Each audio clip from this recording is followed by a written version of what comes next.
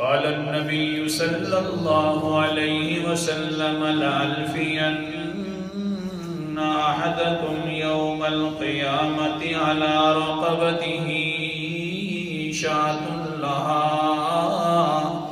صغار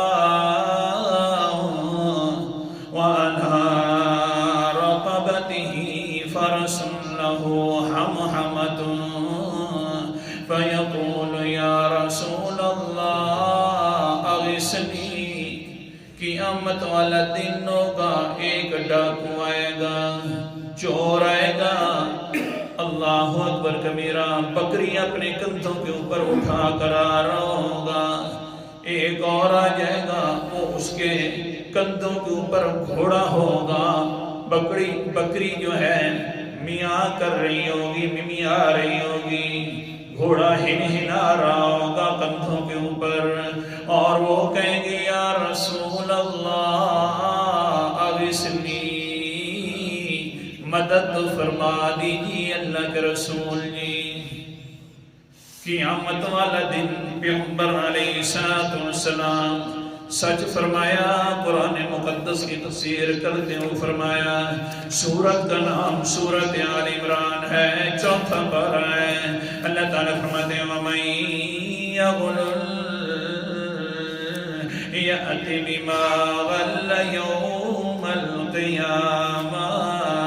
اللہ اکبر کبیرہ، آیت نمبر میرے سامنے 61 ہے۔ جس نے بھی ڈاکہ کیا، چوری کی، وہ قیامت والے دن اپنے ڈاکے کے ساتھ آئے گا۔ آ گیا ہے انسان، اللہ کے رسول میری مدد کیجئے، مہربانی فرمائیے۔ اقولو، اللہ کے پیغمبر علیہ السلام فرماتے ہیں میں کہوں گا لا املک لک شیئا قد ابلغتک، اے انسان میں تیری کوئی بھی مدد نہیں کر سکتا، میرے اختیار یہاں نہیں چلتے، اختیاروں کا مالک ہے تو صرف کون ہے؟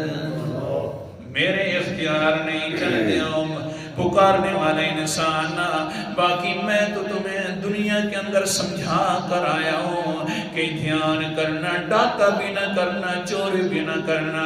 میں نے تو قرآن مقدس پڑھ کر تمہیں سمجھا دیا تھا۔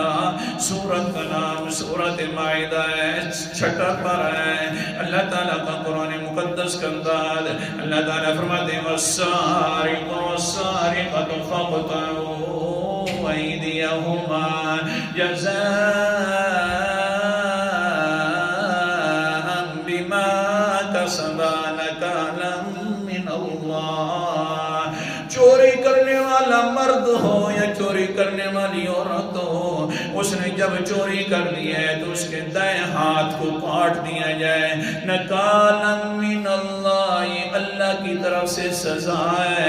میں نے تو تمہیں قرآن مقدس پڑھ کر سنایا تھا دھیان کرنا، اللہ کے سامنے چوری والا معاملہ نہ کرنا۔